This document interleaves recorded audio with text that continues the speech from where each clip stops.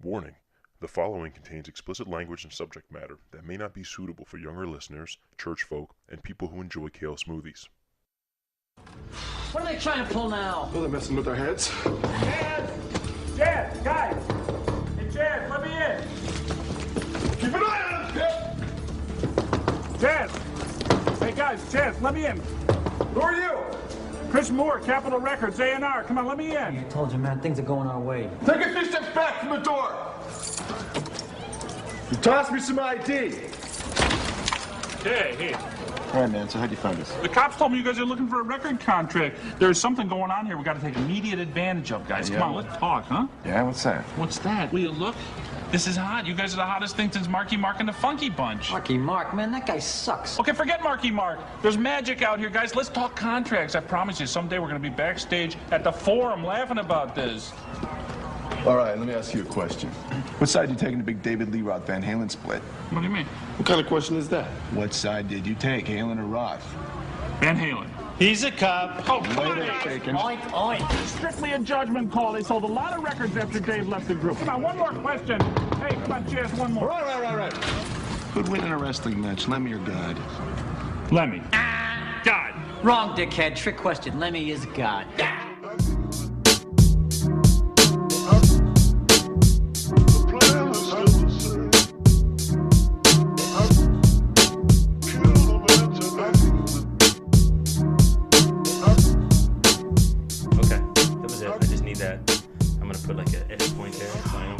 Anyway, I'll let it fade in a little bit from talking. Nice. I'm really the only one talking right now. Tony's in his home right now. Yeah. All right. Welcome back to APodAmongstMen. This is episode 7. Got a very interesting group of guys here with me tonight. Me? Nah, I think I have a pretty interesting group. Yeah, this could be fun. Yeah. All right. First off, we have a returning guest, Drew. Say hello. How you doing? Oh, he's returning. He's a returning guest. He was on he was on our geek episode. Yeah, we talked about nerd geeking stuff. out. Yeah, makes Veteran. sense. Yeah. Next we have Ouch. we have my good friend Tony. Tony, say hello. Oh, hello. That's me. And Brian, aka B Ronio. B. Ronio, yes. I Hello, podcast land. Yeah, I don't know if that was ever an official nickname for you, but it's always what I referred to you as in my head. Yeah. I like that. I'm not 100% sure where it came from, but I remember being in Atlantic City and looking for you on the boardwalk. And where the fuck is B Ronio? And it just stuck. I don't know. How do you have me saved in your phone as B. Ronio? I feel like I did at one point. Oh, God. Yeah, the reason I have all these guys here, this specific collection of men, these fine gentlemen, is because all of us at one point or another in our lives, or currently are, musicians. Yeah. And I've been in bands with every single one of these guys. We've shared the stage on that's several how we found occasions. Mm-hmm. Yeah.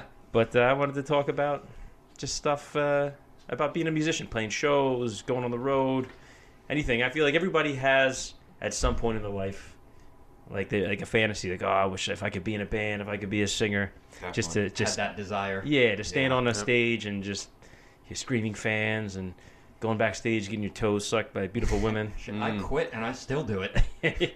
You suck. I'm like, that would be great. I wanted to clarify what he was. I'm talking about dreaming, not toe sucking, you creep. Sure. But You say, Drew. I'm gonna go around the table and just let you guys mention a little bit about what instruments you played, bands we were in together, just brief background. Drew, why don't you take us away first? I started years ago. I was 13 years old, started playing guitar, and over the years picked up bass, a little bit of drums, and a little bit of piano. Played mostly metal for my teenage and early 20 years, and I was mediocre at best. But I got by. I could get by a little You bit. played more than just metal. Yeah, I bounced around a little bit after. I was in a band that I refer to as Rainbow Rock. Oh yeah. Yeah. Rainbow Rock. I was in that band too. I know. Yeah. Okay. What was the single off of that? It was actually Rainbow Rock. Oh, okay. Wasn't it? No, Self-titled. the She whole moves so sweet. I heard no about idea. the second full length, Taste the Rainbow. Oh, yeah. Got a reunion tour coming up soon. Yeah.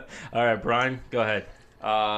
Let's Let's see. I started playing bass when I was, I think, 12 or 13, simply because I wanted to be in a band, and there was too many strings on the guitar. I don't know if the listeners are aware. There's typically 6 strings on a guitar, and if you do the math, it's only 4 on a bass. So I was sold.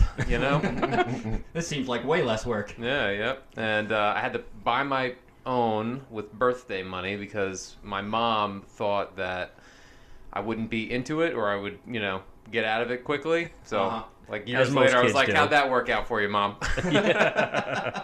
She wanted to crush your dreams nice and Yeah, early. so quick. How many different bands were you in over the years? Dude, I don't even know. Couldn't even count. I don't think So any of I us- invited you to come on this podcast, and you're not prepared? I'm prepared, but I'm kidding. they definitely don't want to hear about it. Anyone can answer that question. We'll get into it. All right. Pick a genre. Yeah, that's Tony. You're up, buddy. All right. The I'm most Tony. prolific career out of the 4 of us. That's true. I've seen some things, but Yeah. Thanks. started teaching myself guitar age 14, just tabs off the internet. After that, started a little band with a foster brother of mine, like pop punk, Blink-182-ish. After high school, that broke up. Started doing local bands. Started learning how to do some screaming technique that, for some reason, people liked really a lot. Yeah. For some reason, I don't know Yeah, why. it paid but off for you. yeah, it did. I really didn't even like metal.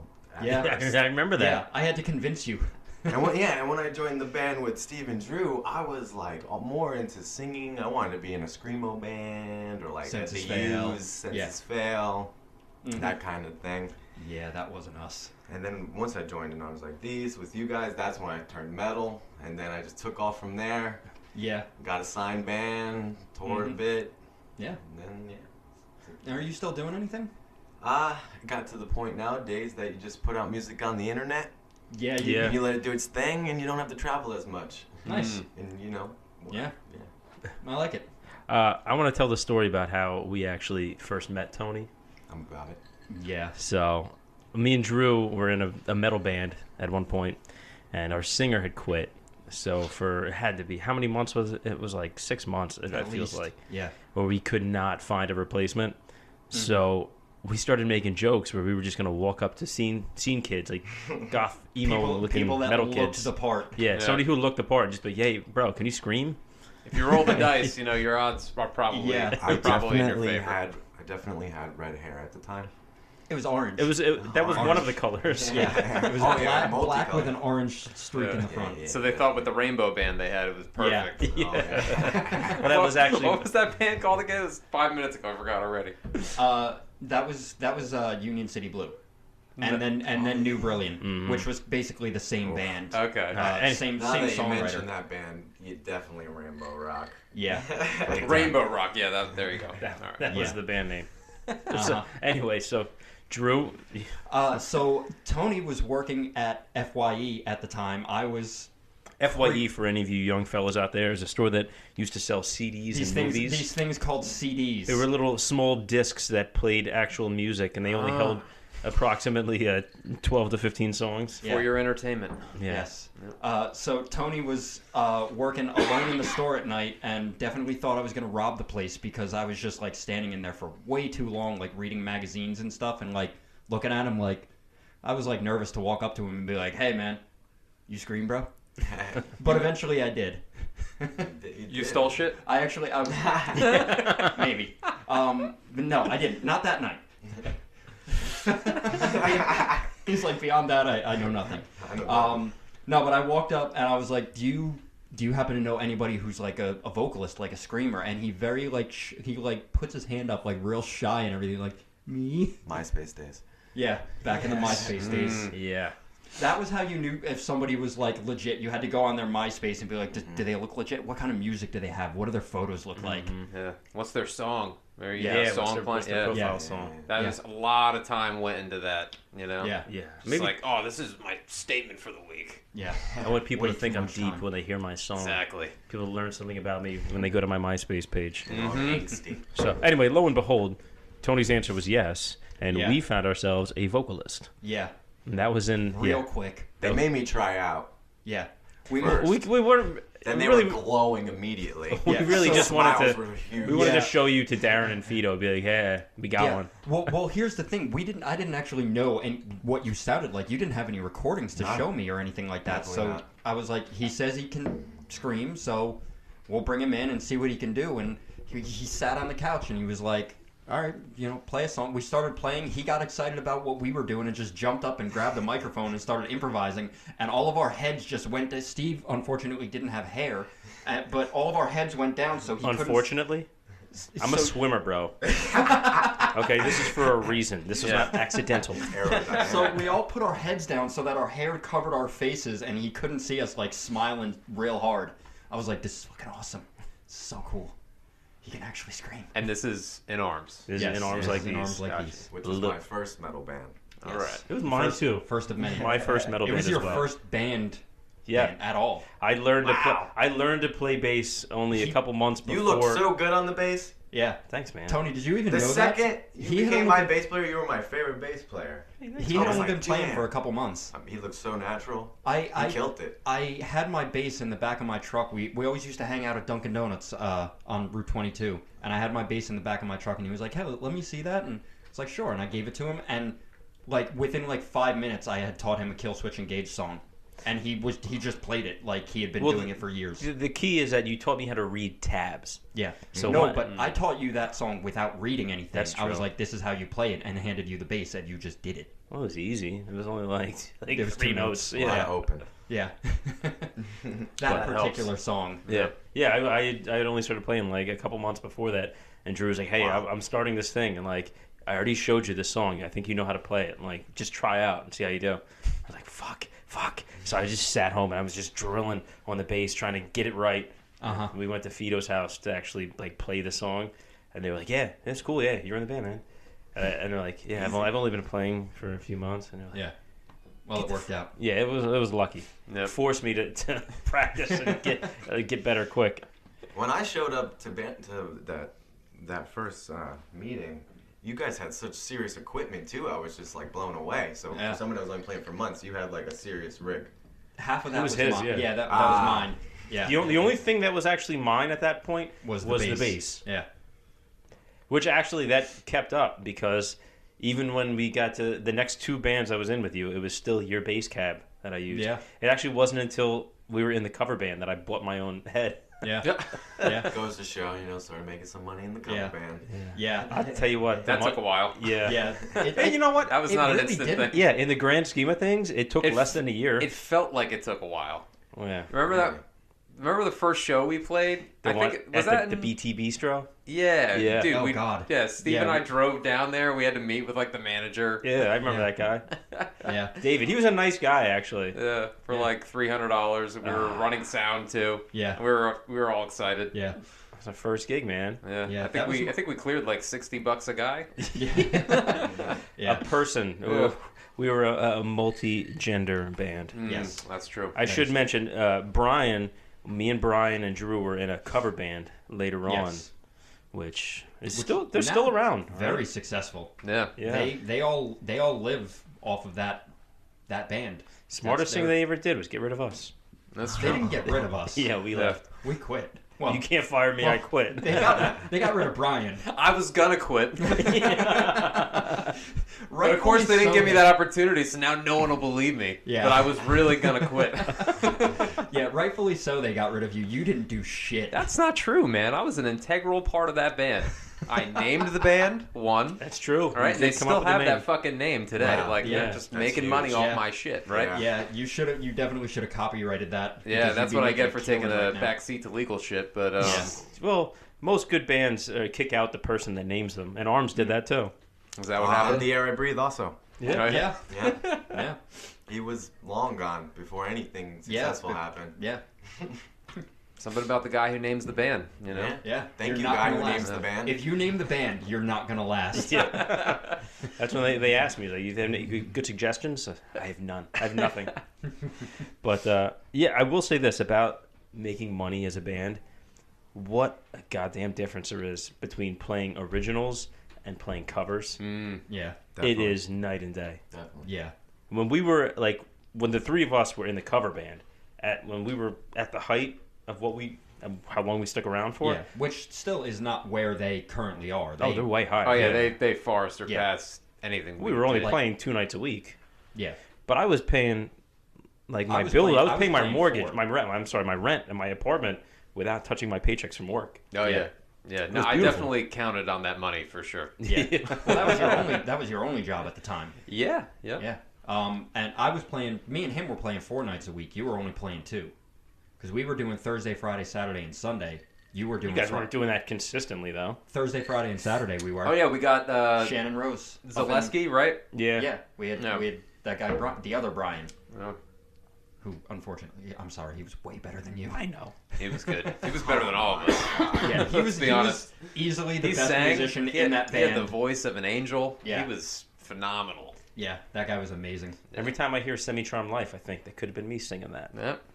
No. You never sang any songs of that band, did you? There was one night when we were playing in Atlantic City, and I wanted so bad, been practicing. I wanted to actually sing, at least like back up or something like that. And we were setting up. It was a show Brian couldn't go to, so Brian sang like the backup harmonies on some of the songs, and some of the songs you actually sang. And the sound guy was setting us up, and he's like, "How many mics you need?" And they're like, "Oh, just 2." And I was like, "Oh no, 3." I was like, "I'm gonna do it tonight." And she was like, "Are you really gonna sing tonight?" You gonna do it? I was like, "Yeah, I think I'm gonna do it." So he brought out the mic, and I never even went near the entire show. I had like the shaky knee and everything. I was like, I can't do it. Can't do it, man. Oh, man. That was a wild, wild west. Oh, God. Yeah. We played a lot of freaking casinos. Yeah. Stuff. I just remember like playing to nobody in front of whoever is it in AC. Where do we play all the time in AC? That one casino that's shut down now. Showboat. Yeah. And there was the sexy dancers always dancing, and then the two like creepy people in the casino on a Monday night or whatever. My parents have names. But we were there like every week. I'm like, why are they paying us every week to come down here? Well, they need some kind of act. Yeah. Here was the thing with that situation. They didn't have like a club area.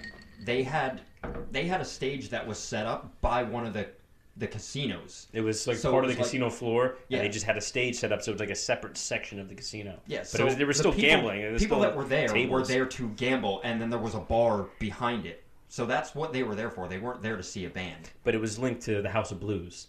Nice. So they called it like backstage at the House of Blues. Yeah. Ooh, really, you're standing in front of the place. We always played to like 4 people. There was this one Asian dude, Moon. His name was. I remember Moon. 65-year-old dude who just got out there and broke it down every time we were there. Creepiest, weirdest dance moves I've ever seen in my life. He looked like if a hippie from the 70s was on an acid trip and was dreaming about a kung fu movie. That's what this guy looked like. I mean, he was nice, but he was a little weird. He was the nicest guy. He was a little weird. He was a little pervy, I think. Yeah, they say that about serial killers too. He was the nicest guy. Yeah, I guess. There's so much we don't know, you know. Yeah, I guess. What do you think was the worst show you ever played? Because I could think of a couple. Tony? I know. He's got to have so many. I'll start just to grease the wheels here. Okay. It was the last show we played. No, it wasn't the last show. It was one of the last shows we played with Pete. It was in Philly at the North Star. This was before him. When we played with Census Fail. That was the worst show I ever played. Why? This already sounds crazy to me. With Census Fail. Yeah. No, it's because it was the worst show for us. Yeah, because we did terrible. We played real bad. Yeah. Way to step up. I didn't have a tuner. So my bass got knocked out of tune like in the middle of the set. That's punk rock, man. And then there was and then Drew and Fido used to do the guitar swings or swinging around like their back. Yeah. And I was standing too close to Drew when he did it.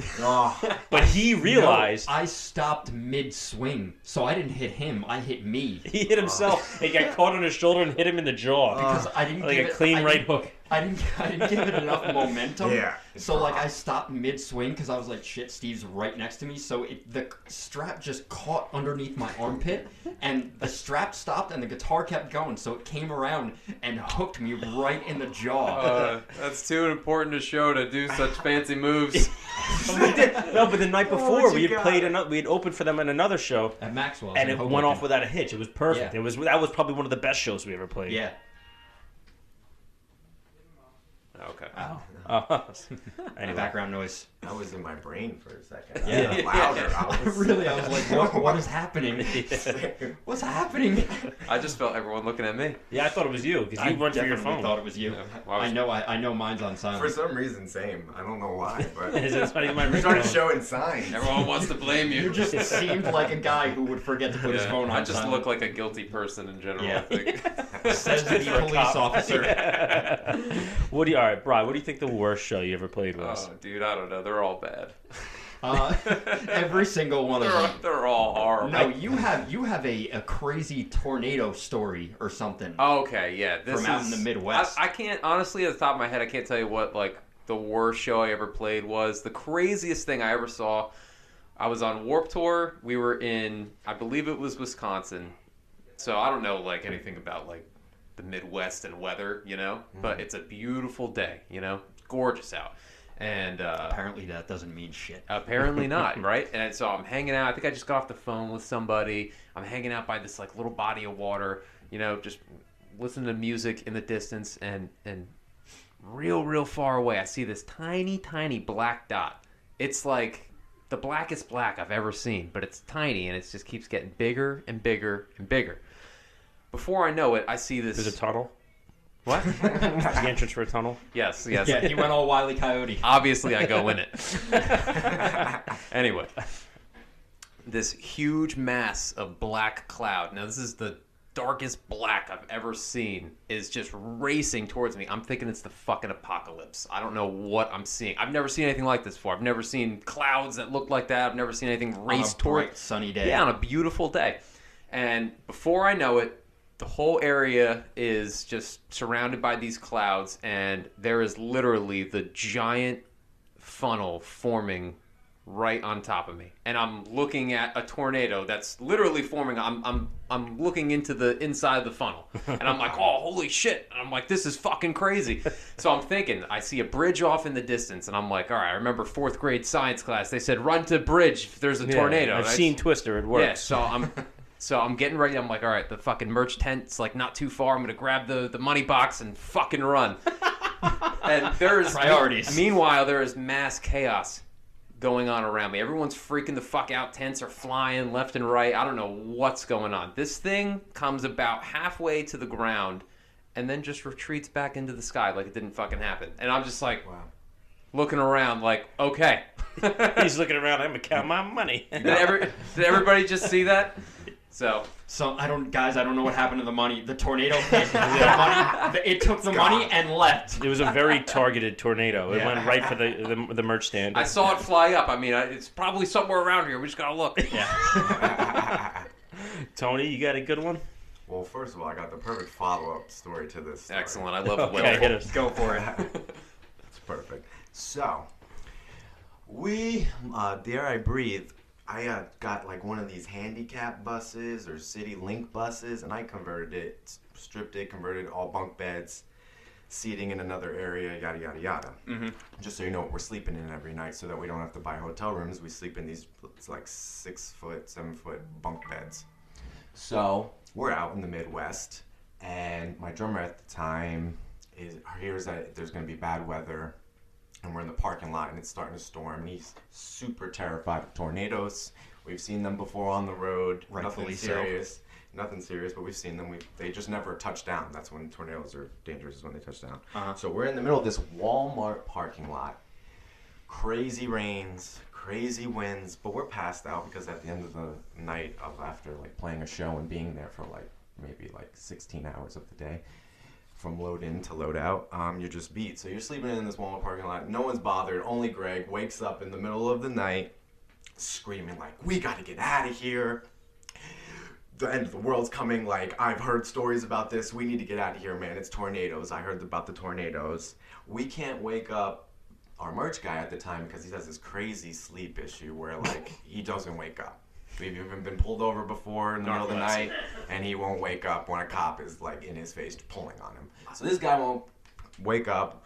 We're running out the bus. We're like, where's, our merch guy? Where, oh my God, we gotta get him. The end of the world's happening. It's pouring, there's wind, the bus is shaking. Everything's going crazy. We run into this Walmart. The second we run into Walmart, it's just bright.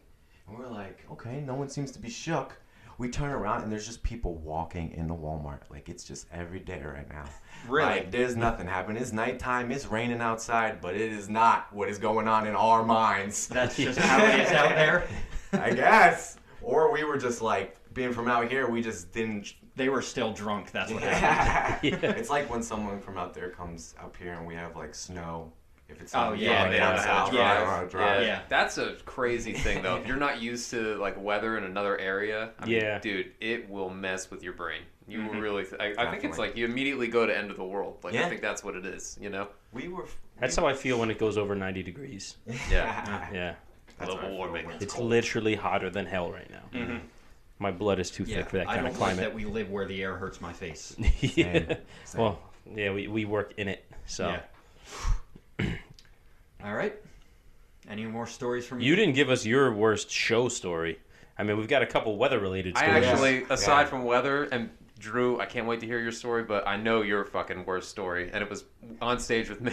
Yeah, when you were farting up a storm. Oh, man. Yeah, Brian. Just sidebar. Brian had I was on diet a. change. Note to any other musicians: do not eat an entire plate of calamari in Cape Cod While or you're Cape May. experimenting with protein powders. Yeah, not a good I mix was having before a show. horrible digestion. In a small Oh my venue God. with no ventilation. Dude, I was Yeah. blowing up the stage, and That whey protein. dude, like the first, second time it happened, like we're all laughing, like, oh, that's funny, and then by the end of the night, I'm he was wondering why like, people aren't watching the show. by the end of the Mind night. you, we're playing in like a shoebox of a place. Yeah, well, you were the only one who was right next to me. I You were- was Steve's mad. choking at this point. I know. I was mad. Tears. I was choking back my rage. Yeah. You know it's bad when you're like serious, like off stage. You're like, dude, you gotta stop. Yeah. Like, I've had enough. Stop it. I'm like, I can't help it. Yeah. Yeah, it was Yeah, horrible. that was. I mean, I was luckily on the other side of the stage. I always stayed far from Brian. Thanks, man. What? You stunk. It was 2 times. What's your story? Okay. So I think my worst story is also one of my best stories because the show itself was such a shit show. This was a cover band story. The show itself was such a shit show, but we had so much fun. We had a fill-in singer for a couple shows. Yeah, It's a great night. I know Greatest this night of my one. life. they know where it's going. Yeah. So It's actually horrible.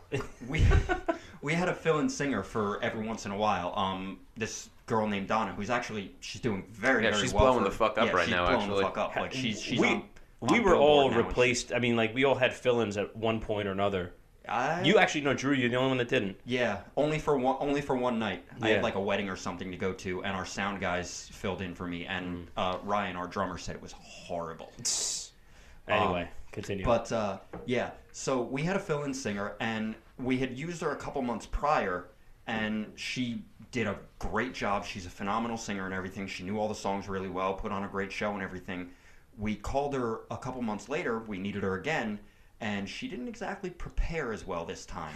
She had forgotten the lyrics to most of the songs and everything. So like she got on stage and she's like constantly looking at me because like I'm singing along and everything. Yeah. So it would give her like a little reminder. She could read my lips, but she forgot like pretty much everything and was just like tanking hard. Just not because she couldn't sing it, just because she didn't fucking know it. So we all got obliterated. I got pretty bad. I got Like- pretty because no, this is down the shore At again this summer Headliners. for was it 4th of July weekend? Yeah, Something like that, yeah. And 4th of July they weekend at comped all our Headliners. drinks. Yeah. So I was crushing pina coladas. Is that what happened? Is that why we got so drunk? Yes. I can't. I remember we got drunk. I don't know Well, why or we- how. They pretty much always comped our Not tab. always, but most places that we played. they took care of us. So I got very. Yeah, very inebriated. Let's just say I got jammed up. Yeah. Sure. And then go ahead. Yeah, so like we got to the point where most of us couldn't even play. At one point, Brian just handed his guitar to our sound guy, who was a ridiculous guitar player, and he just started shredding in the middle of a song. Like crazy shredding in like a freaking pop song. for just no reason whatsoever, just because Brian didn't give a fuck. Another time he was singing a song. He was doing Rancid's Time Bomb, and Nice. he sees a girl in the crowd that he thought was cute. This was pre-marriage. It's all right. Yeah, pre-marriage. We were all single back Yeah, then. we were all single at the time, and he saw a girl that he thought was cute and just stopped singing the song. He's like, "Hey, how you doing?" Let's just start talking to the girl. Incidentally, during that same song, She left. As soon as it started up, I actually forgot my entire bass part, All of it. and that's like one of the That's most the main Ran- part of that yeah. song. So it was a And good Rancid time to has do that. amazing yeah. bass. But what you're it was saying. like one of my most difficult bass parts, and I just Yeah. the whole first verse is like I don't know, I got nothing. Don't even know where to start. Yeah, and So Brian and Drew just looked at me laughing. So We're music- getting paid for this, motherfucker. Yeah, free drinks too. Yeah, so that was musically and like performance-wise easily our worst show ever, but it was so much fucking fun. That was a fun We night. were too drunk to care that we were bad. Yeah, we had a good time. Yeah. Do you guys notice that? I say this to people a lot. Like people talk, "Oh, you were in a band. That's so cool." I'm like, yeah, it's fun, but there's times when it gets to be very difficult in Yeah. terms of Yeah. just dealing with your bandmates. Yeah. Because it's, I think of it like being in just a regular relationship. Dude, Only you're with fucking married. It's 5 people, 4 people. It's a Four marriage, other and you're people, not yeah. sleeping with them Yeah. unless you're in Well, Fleetwood Mac. It's a marriage, but Yeah. with Almost. none of the benefits. Yeah. Although, for the drummers who have sex with the singers, obviously that's a Yeah. different story. Yeah. Well, Yeah. listen. That He's wasn't taking where you happening can in get our it. case. Our singer was a girl. Ah, To- yeah, that's to right. clarify, yeah. Gotcha. And- Talking about that band again, gotcha. Yeah. But I think it followed me because that was happening in Kelsey too. So Yeah, that's just your bad luck. yeah, I don't know, man. Yeah. You brought that because you named the band. Apparently. Yeah, Uh-huh. man. That's your curse. Can't Yeah. help but step in shit. But anybody else feel like that though? Absolutely, 100%. It's hard. I mean, Yeah, I and was for you, inches. For you, it's got to be that much worse because Dude, you I were would go like out- living with them. Yep, living with them for 2 months, not wanting to waste their money on hotel rooms. Started from being in a conversion van, still small, just can pull out to a bed. All of us on top of each other practically. Some members, like our drummer Greg, who always has the wild stories in my book, but he slept only in his boxers because we're in the middle of like Florida or something, and it's hot and humid. Gotta stay we cool. got the fucking van doors wide open, just waking up like gasping for breath, like Yeah. dry heaving, dude. And then there's an alligator like next There to is. them. There's, Shit. no, you hear them making crazy noises at night, and you're like, Oh, oh sure. boy. Close the doors. Close the door. I don't care how hot it is. Close Oh, that reminds me of so many mosquitoes. Oh, You'd fuck wake that. up and just millions of bites. Ugh. The terrible times. And in the beginning days, too, of not being able to shower and stuff. Yeah. I remember The seeing Walmart washes. I remember seeing videos of like online of like Warped Tour where they did the backstage interviews and stuff, and Warped Tour at the time, this was before any of us were like doing anything before you guys had been on Warped Tour, but they had like competitions for who was the smelliest band. Ugh. I think Under Oath won. Yeah, he would always wear that same outfit. I remember seeing them. He was wearing that same brown tank top. Was it it brown? once white. Was it brown when it started? No, it was white. It's this huge tank top for the whole tour. I don't get it, man. That can't even be comfortable. No. Like no that way. shirt. That's got to be like wearing a piece of toast as a shirt Ugh. after like the second day. You do have show clothes on tour, but you have like a few outfits so that like you can Yeah. alternate. Wash Yeah. that shit, man. Yeah. Oh, Just don't get in a river or something. Yeah. That's got at least something. oh, plenty of ocean baths. Do it too in my Aztec life. style, man. Oh yeah. Yeah, Just wash it definitely. right in the river, right in the Sure. stream. Sure. Uh-huh. Well, I know nowadays from like I finish a day at work, and my clothes are like stuck to me. I don't want to wear those clothes, those safe clothes God, the next no. day. Mm-mm. Ugh. I don't even like going out to lunch like Yeah. in the middle of the day with my work clothes on. Yeah. Oh man, that also reminds me. Sometimes I'd find a shower, but you don't have a towel, so you take that T-shirt, and you dry your body with it, and it's just the worst. This was all for nothing. You dry your clean body with this disgusting T-shirt. Just the fact It's that like I need to shower again. You guys, I know, like you guys know, I've had beef with another band member at one point. Yeah. Like, I think all of us have. At some but I'm point. saying like Definitely. it almost came to blows for me. But Wow. for Oh anybody yeah, I remember else, that. Yeah. It was a fun Honestly, night. I shouldn't have stopped the two of you Ah, I because wish you didn't. you would have just This in the cover band? Yeah. Just It was demolished at a him. show actually. It was like, after a outside the show. venue. We had just finished loading out. Yeah. Oh, man. So the singer had an issue with Steve. She, made a complaint about something that basically his bass fell out of tune for a song. So he stopped, retuned, and kept on going. I didn't stop. I waited in between songs and I retuned. Yeah, But she in was. silence, I'm sure. Oh yeah. Yeah. Yeah. And at the appropriate time. I don't think she understood that it was out of tune. I think she just thought you sucked. Well, because she said to me, she said, "You really got to practice these songs." Like I didn't play it wrong. The yeah. bass went out of tune. You dick. Yeah. The singer doesn't know that. Yeah. She's got But a voice. she especially didn't know that. Yeah. She especially didn't know many things. That was what was frustrating. Not to get on a rant about Yeah. that person. So she gave Steve some crap about it, and he lit into her about all the lyrics that she forgets and everything. So he lit into her, and she was dating the drummer at the time. So he freaked out. Like, he didn't care what the situation was, whether she was right or wrong, who was right. He just freaked out and, started picking a fight with Steve and, was pushing him, spit in his face and everything. What? And, this I is somebody... forgot about all that This shit. is Steve is somebody who grew up doing martial arts, and I've sparred with Steve. I prefer not to put that out there for the general public. Yeah, he doesn't put that out there much. But him and I have done boxing before and stuff, and I've sparred. I don't want to get hit by him. It sucks. But I wish I hadn't stopped him, because I held Steve back and was like, this is gonna end badly. I was talking a lot of shit too. I'm not saying you were completely innocent. It escalated real quick. Let's be clear. She called. I had just a few drinks. I wasn't drunk, but I was loose, and I was very loose with my words. Yeah. So she. And you were also done at this point. I was really kind on the of verge over of the whole situation. quitting. Yeah, I don't that's feel true. like listening to you. Yeah, you can sing, but you can't think. Yeah. You don't seem to have. Yeah. You know what I Somebody mean? who's The mental capacity. Very arrogant and doesn't lack the mental capacity. Dude, to it's back like it we up. bring it up, and all these feelings they just come rushing back yeah, in. no. We're all mad right Well, now. no, honestly, I don't want to sit and just talk smack about somebody else. The point is that I just had enough at that point, and I just told her how I felt. And of course, him being her boyfriend does what any boyfriend really should do. rightfully You so. can't really Definitely. fault the guy for that. You took it a little too far, it sounds like, but... Well, no, because I pushed him. I tried to bring it out of him. No. Yeah. Oh, But hence the instigator. problem with dating within a band. You know, I think sometimes bands, they need to have those blowout fights so you can make up and fucking move on. This you is know? why most bands are all one gender. Yeah. Well, that definitely adds a whole nother wrinkle into the dynamic of the whole Suddenly band. somebody's attracted to somebody else, and it just messes everything up. And we had an agreement. Or they date and break up, and then now it's fucked. Yeah. Poor Drew. We had an agreement. Yeah, and they dated, they broke up, and she left the band. See, So, that's what happens. Yeah. There you go. That's what happens. No. They replaced her just like Yeah. us.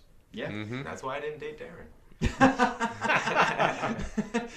He was pretty. Incidentally, he was one of the most frustrating and hilarious guys all at the same time. Yeah. Yeah, there were two sides to him where it's like you loved him so much, like he was the most fun person to be around, And a fucking insanely talented drummer. yeah, Yeah. absolutely, Amazing. like He for somebody really- who never practiced, Natural time. yeah, like without a click. he never practiced at all. He never had an opportunity to practice. Like he didn't have a place where he could put his drum set and say I'm gonna practice for 3 hours today. He right. practiced when we were at working on songs and stuff, and that's the only time he ever played.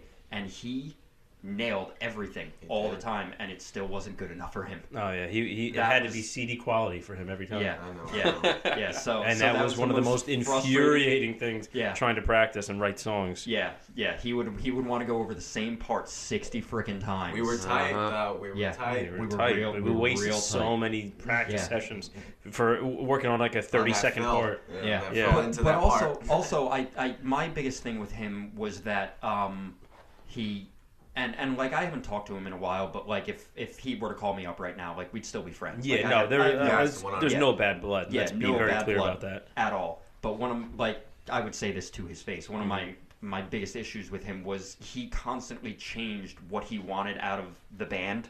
Like Yeah, you're just musically. chasing Yeah, like, genre. Yeah, Kind of. like Like, I mean, we were always a metal band, Yeah. but like one week, Subgenres one were week, wild. yeah, one week it was much poppier and more upbeat, dancey at one point. And then the next week it was just the heaviest, just So most death disgusting metal, bring me the breakdowns. horizon type stuff. Yeah. So he was like every week, like we never recorded anything with that band. Like I have nothing from that band to be proud of because every time we had some good songs, he just threw it out. He was like, no, these aren't good anymore. It's tough. It's tough when you're in a band and you're struggling to find that identity. You know what I mean? Like, what's this band gonna be? Like, what are you know what I mean? And then you're young and you're influenced by everything. But at a certain point, it had been what 2-3 years. Yeah, and also you gotta think. This band's trying to make it extra hard, also because they were trying to make it before I even joined the band. They were doing the whole Census Fail like tour thing for a couple shows, and we were talking to people that like had connections with Sony and yada. I'm doing these bamboozle contests where we're winning first place, and at the last minute, at the very last show of the whole series, none of the judges show up. Yeah, and so just sketchy stuff goes down. The people that were paid just win. You know, even though we had the biggest crowd and we were first place the 2 times before that. Magically, we don't place any of the places. You know, so we're just trying extra hard. So then he's still mad about it. You second guess everything, and you're like, all right, this band just hit it. Parkway Drive's big right now. We gotta be heavy. Yeah, you know? what are they doing? Our friend's band, that's a dance band, is blowing up right now, and they sound like Fall Out Boy. Let's make Fall Out Boy music in our metal music, you know? Crazy crap like Throw that in. Yeah. You're just constantly chasing your tail, trying to be anything that's gonna get you where you need to go. That show that you lose yourself. You have no identity as a band. Yeah. That show you were talking about was our last show. That was the straw that broke. No, that was not our last show. We ended up doing that the coffee house. Oh. Yeah, after real show. Yeah. But that was the one that was like we worked so hard at it and did so well and still got crapped on at the end. All new music that was just serious too. Yeah, like we were just like I'm done. Yeah, I mean, we went in there ready to just rip people's heads off, and we did. We did. Bro. And we blew the roof off the place, and then just for them to pull some bullshit. Where every judge is not even in the building. Even my dad, who like had no support for that group, he was like, you guys should be playing like the Temptations and stuff. I'm like, I had somebody tell us, your singer's really great up there, but you should have him see if he could like sing like kind of like a Rob Halford type thing, like Judas Priest. I was like, okay, but it's not 1987. Yeah, thank you. Different. Yes, thanks for the feedback. Things have changed a little bit, but like even my dad was like, that was like that was impressive. Everybody went nuts for you guys. Made a good crowd. Reaction. Yeah, huge. That's the best though. That was like that's one of the things I wanted to bring up is just being on stage and looking out at an audience, like a literal sea of faces. Sure. That's really, in my life, that's one of the coolest experiences. An engaged crowd, I would say. Yeah, when a crowd is into it, when they're feeling it. Yeah. You guys right now are nailing 100% the reason why I went to metal. I got to, every night in metal music, play in front of a crowd that just reacts. Yeah. Mm-hmm. From the stage diving to the yelling the vocals back at me. Yeah. You can be big like a stadium band, and then you play in front of everyone. You get the huge like words back and stuff like that, but sometimes you don't get the vibe that I was growing up with in this metal. You don't got this freaking people just jumping on you. Yeah. Jumping at you, trying to grab the mic out of your hand. Yeah. Kind of. I love that. Yeah, that back and forth energy. Mm-hmm. Yeah. It just makes the show, it makes the whole experience so much better. Yeah, sure. They're there to see you, and you are feeding off their energy and giving it back to them, and it's one of the most amazing things ever. Even in the cover band, like I would at downtown. This place in Red Bank. It was our favorite place to play because it was always packed, always a really good crowd and everything. And the sound guy was awesome. Yeah, I was just gonna say great sound. Yeah. Lighting guy was fantastic. Just a cool room. Mm-hmm. So like one of the and they comped our drinks too. Yes, common. Yes, common. Thank you, downtown. For the best venues. Yeah, but we it's were very simple criteria. We were gentlemen at downtown, from what I remember. I don't think we were. We can't speak to any of your associates. Fair enough. Yeah. So like there was always a good crowd, and one of the things that I always did, one of the finale songs we did was "Don't Stop Believin'" for one of our sets, and I always brought up, because I didn't have to play in the beginning, there were no guitar parts except for that, like the lead thing for 8 measures or whatever. Yeah, that part. Yep. So Exactly I didn't have to like play. that. I would just go out there and grab a bunch of girls. Did you have a recording, from the crowd. Brian? Was that what that was? Yes, it was actually a snippet from. I mean, that was quite striking how accurate that was Hey, man, sonically. that's why you brought me in for this podcast. The listeners, they want to hear the real deal, you know. So. Sorry. So yeah, I would go out there and just like grab a bunch of girls from the crowd and bring them up on stage and just like have them start dancing on stage. Like the stage just like behind the drummer. And hence the Me Too movement was born. Yeah, everywhere.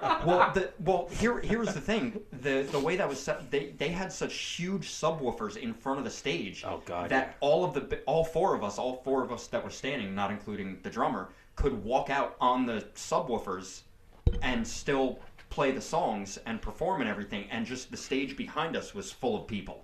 Awesome.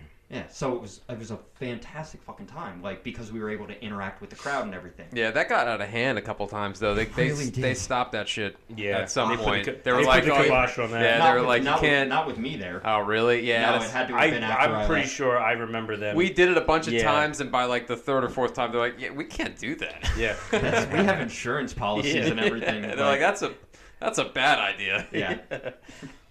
That's definitely one of my favorite things about being in a band. Mm-hmm. Definitely. The whole reason I Yeah. was doing music and found the genre that I ended up finding is I was all about the people. Yeah. But do you think that it's? I mean, obviously, I don't think that's something specific to metal because I just think it had the best reaction. They're That's very- what they're I'm very saying. passionate. It doesn't get any more personal than a metal concert.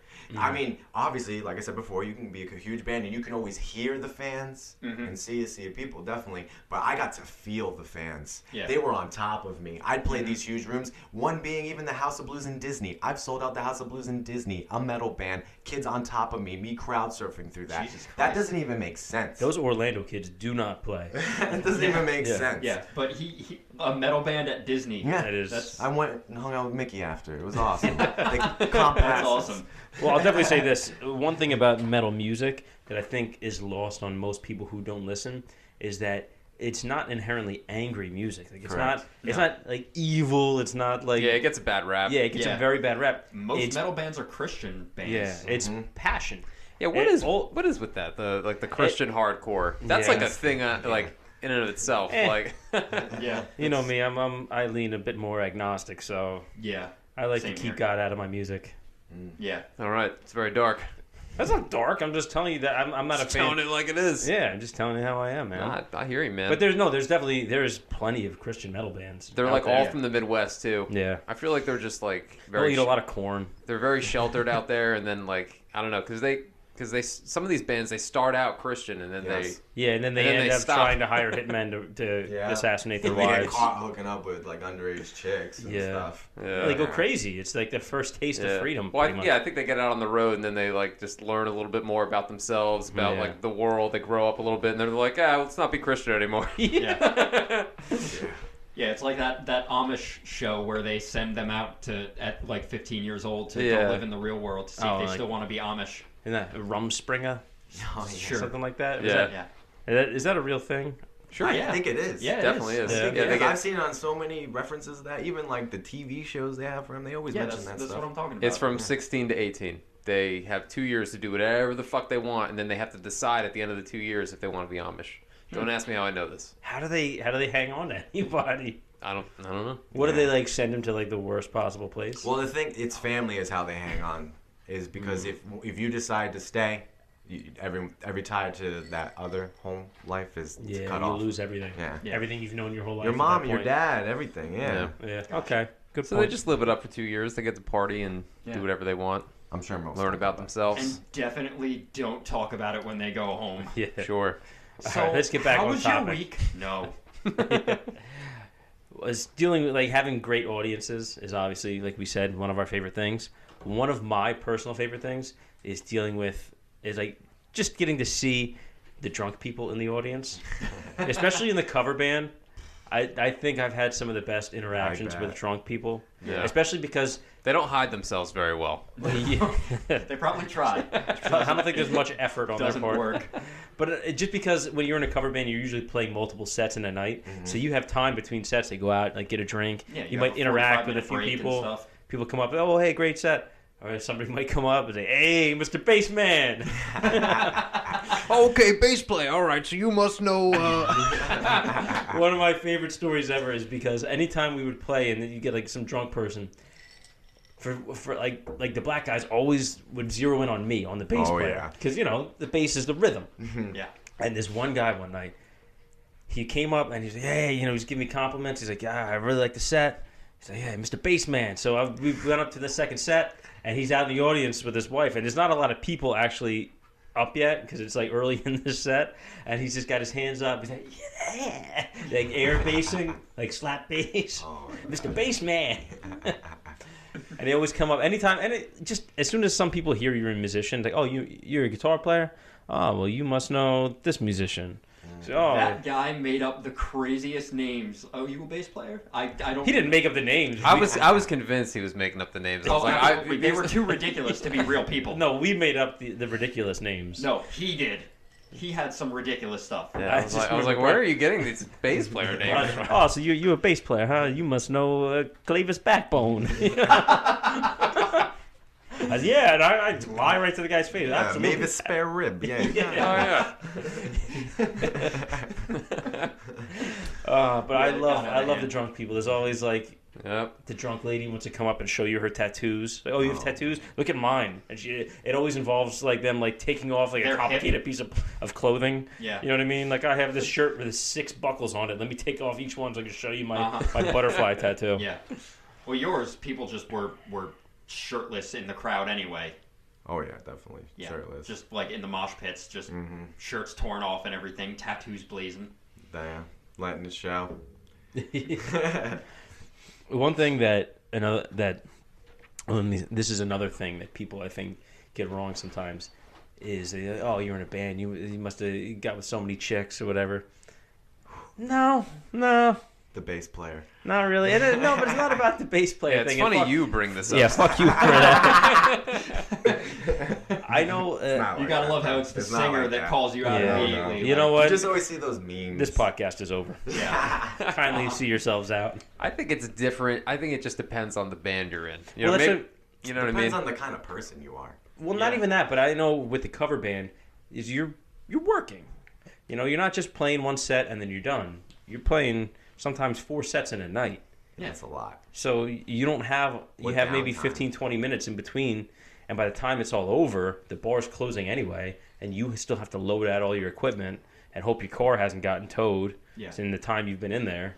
Yeah. So it's not that easy. It's like, even if I had wanted to, I couldn't. I had stuff to do. Yeah, and by the time we were done, any of the good-looking girls were so drunk they couldn't stand. It was like, you need to go. Here's a cab. Go home. No, I'm sure it's gonna wash out of your hair. It's just vomit. Don't worry. Yeah. Yeah. Shit got real. Goodness. Boston was bad. Boston, yeah, man. Good times in Boston. Yeah. It's a good city. Yeah, it was fun. Boston, we used to get booked.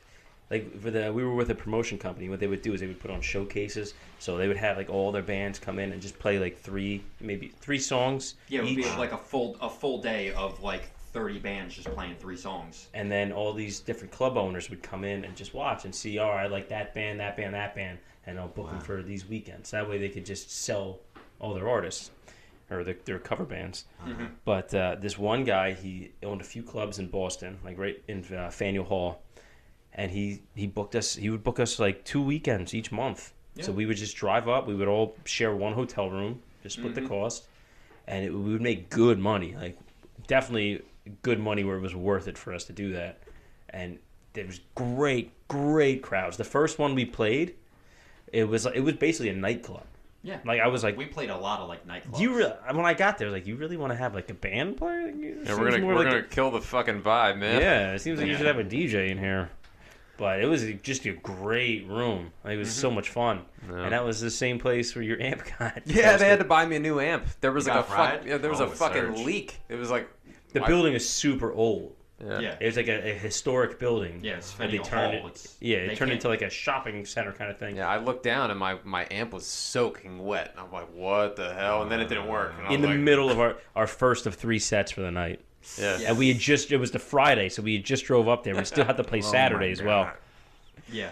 So they had to buy him a new amp for the following day. Like, And they stopped making that model amp too, so they had to buy me the model up. yeah, they had to buy him a better amp. So I got a better amp out of it. Yeah. And I didn't have to play that night. It was great. I know there was some resentment in the band. They were like, they're like, "Oh, you're still getting paid tonight." I'm like, "Yeah, I Yeah, know." he had to come on stage and sing 2 songs, and that was it. And he just like hung out on the side the whole night. Yeah, it was really. Luckily, he didn't play any of the important guitar parts. Yeah, that's what a rhythm guitar player is for, man. Yeah, It was a didn't even miss him. first set. Like a little water leaked in right through the vent on top of the amp, fried the Yep. whole board. Yeah, The crazy. whole thing man. was just shot completely. So just lead guitar the whole set. Yep.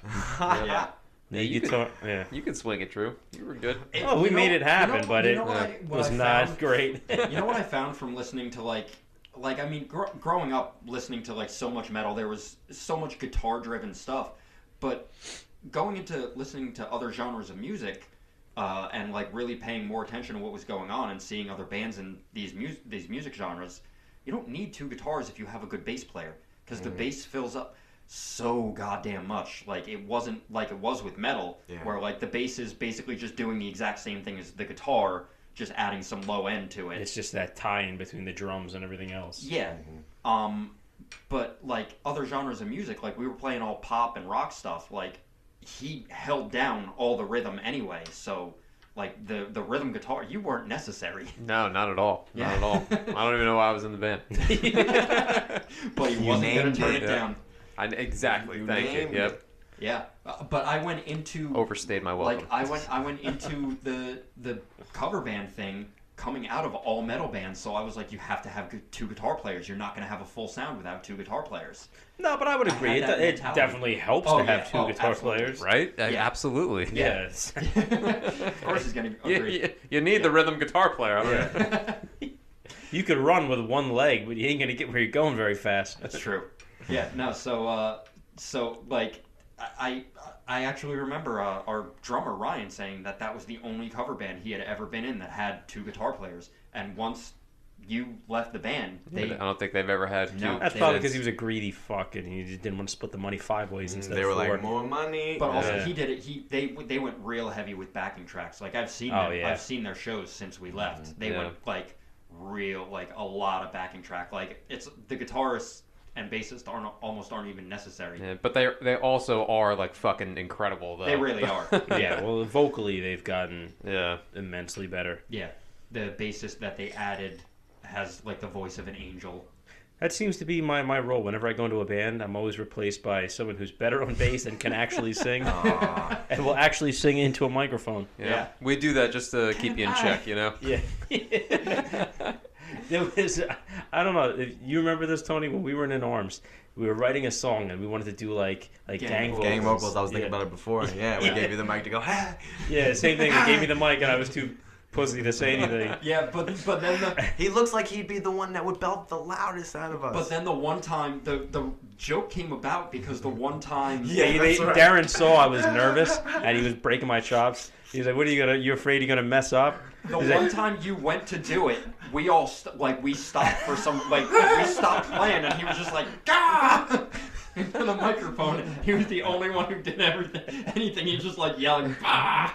me and Darren used to always talk in our like foreign man accent. Definitely. So he was like, "You afraid you're gonna go into? We are. Can I? Yeah, you can fuck." I? Can I? Yeah. Incidentally, we met the guy who actually spoke like that Damn, you guys in even Atlantic know City. the lyrics, those are spot on. I remember- That song never even became a song. Yeah, Tony, no, I want to be clear. That experience stuck with me. for a long time.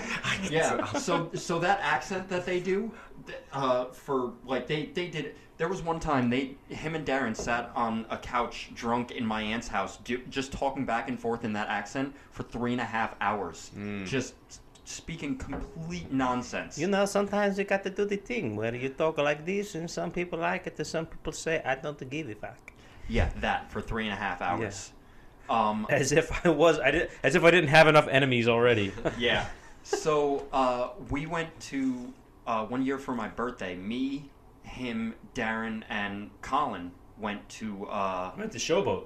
Yeah, at the Showboat. We went to see Pat Benatar. Steve got me tickets for my birthday, and we leave the show. We're hanging out there was a hallway between the Showboat and the Taj Mahal, and we're hanging out just like bullshitting for a couple minutes, trying to take a break from drinking, and these two guys walk through, and one of them sounds exactly like this, like has that exact accent, the voice, everything.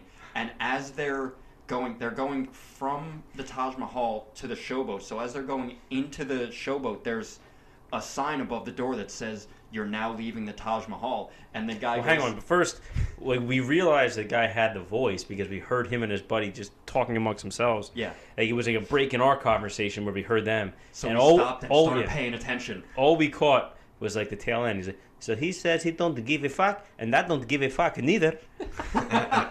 And then we were like, "Oh my god, it's we them." all kind of like gasped, like like audibly gasped. It's happening. There's the guy. And then he wasn't paying attention to us, and he was reading the sign above the door. We are now leaving the Taj Mahal. And they walked through the door, and that was it. We looked at each other like, "Are you fucking kidding me?" That was Did that just happen? That was one of those laughs that lasts a really long time. That was the universe. Yeah. Something. Yeah, it was meant to be. One of the things I want to talk about too is being full time as a musician. I never got to do it. Certainly You not. never got to do it. You two technically, toured. yeah. Well, you did tour. I forget that was before I knew you, Yeah. Brian. Yeah, that's true. We were in the same like social circles, but we just never, Yeah. You come to my house to give me a stack of tickets one time. That's about it. That's as much as I knew you. Did I really? Yeah, at my parents' house. You were selling tickets for a show at the Firehouse. Oh, yes. I kind of remember that. Yeah, we talked about it before. It's okay if you don't remember. No, That's fine. I kind of remember. No, that's fine. It's cool. No, it's fine. Tony, It's fine. what do you have to say? No, but seriously though, like For being full time, man. being full time, obviously, there's not a lot of people I think that really can make a life out of that. Like, you know what I mean? I think you have to be very, very big, definitely. Or you just have to be, whatever you make, and you just live that lifestyle for the music and for the fans. That's what I think. And I think it comes a time and it's a chore, but you love, the end of the day when you're playing in front of the kids. That's what we've said it's all been about. But there's just those times you're in a vehicle, even like what happens when you start a tour, you're in like a 26-hour drive. That takes a toll on you. Then you're playing a show every night. And like I said earlier, I mentioned that you come in for load-in. Load-in's like what? Maybe even like 12 o'clock in the afternoon, and you don't leave until 12 o'clock at night. Show didn't start until what, 6? Doors are at 6. Oh my god, man, just so much of like downtime. Yeah. And just hanging with your buds. Even playing local, we had some shows like that where like load in was at like 11 or 12. Yeah, you have like And 4 then hours of doors just are at nothing to 7. do. Yeah. Yeah. But like also I think it takes a certain mentality. You have to be able to do that. Like I realized later after we had stopped, kind of trying to like drive for that dream, I think I realized that I probably couldn't have done it anyway because like I'm so like invested in like my friendships and stuff like that. Like I have a few like really close friends that I want to see and talk to and everything. And like I don't know if I could have lived that lifestyle of just being on the road all the time and like not being able to sustain a relationship because your significant other is back home and like you don't get to see him, or like you were able to do that. I don't know if I never got the chance to try, but I don't know if I could have done it. That was hard enough just playing locally. Again, in a cover band, you still come home every night, and it was hard enough to keep a relationship like that. Yeah. I think a lot of people in local bands don't realize that once you get signed, that's when it starts, and that's when you start to not be home all the time. That's when you start like being 24/7 music. That's when you get the news that you have to have an album written in like 2 months because you have to record it, and that doesn't come out for 6 months. Like everything starts to get way more intense.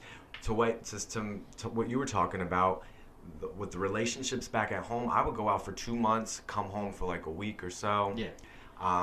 It was hard to afford New Jersey rent with the income I had because out here it's over $1,000 a month for just a little place. Yeah. So it came to the point where I was in a successful band, but I had to let my house go because otherwise I wasn't making any money. It was all going into a place I wasn't living in. Yeah.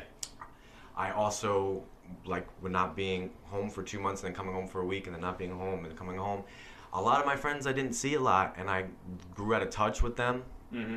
I'd come home, different people starting to have kids now. I'm still living the band life. Yeah. You know, like my life was still like was going so much slower than everybody else's. I'd come back and there was like huge moves these people were making in life that I was just missing. I was seeing people change every time I came back. And every time I came back, less and less text messages and excitement that I came back from friends. I gotcha. Yeah, like everybody thinks like, oh, you're living the dream, like you're a musician, like you're a fucking rock star, but they don't realize there are sacrifices that you have to make. And like some people, like I said, some people can do that, and some people like that's what they want to do. They don't want to have like a home life, and they just want to be out on the road all the time.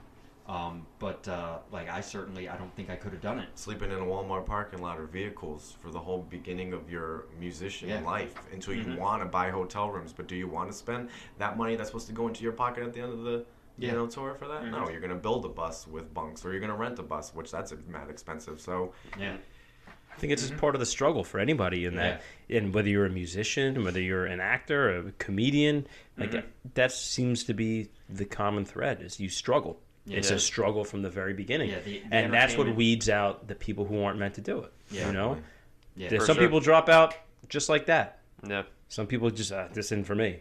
Yeah, you know, but you have to love. You have to love what you're doing. You have to love the music. You have to love being whatever you are, whether you're a stand-up or whatever. Yes. You have to love it, and that's the only thing I think that would keep you doing that day after day when you know that just sucks dick sometimes. Like what there's got to be a payoff in your mind. You know, you were saying the shows where like you got to interact with the crowd was probably those the were the payoffs. Like not every night you would have that. Some nights you play. You're the opener for a band that's they're huge. You're playing in front of a lot of kids, but they are a different genre than me. So those kids aren't reacting quite the same. Yeah, they're not enjoying. And that's a rough night. There was times on tour where you are following a storm. So for a week straight, every venue I played was just pouring on us. We're loading in the rain. The band's just like, that's weighing on the band. We're just like kind of like rough with each other. And it's tough. You were talking about how like stand up and stuff like that. They have that thing where they go through the depression and stuff, right? When they're not on stage, it's 100% like that for at least for me. And I'm sure with a lot of musicians on the road, there are huge times of so much depression. And you just try to put that into music. You're like, I have this depression, I gotta write because you gotta channel it. Yeah, you gotta channel it. Yeah. But you also kind of put yourself in those moods to channel it too. Sometimes I'm like, I need to write. You know, I wasn't big on, I was metal music, but I wasn't big on the, like, hurt you metal music or the demon metal music or stuff like that. I was writing emotional stuff. No negative lyrics. Yes, no negative lyrics. All me was about struggles. So I always would have to put myself in a time in my life where it was a struggle, or I'd make myself sad, or I'd be going through some sad stuff on tour where it's pouring on me for a week straight, and we're on a tour that's wrongly booked, and we're the heaviest band on it, you know? Like, is this whole song about rain?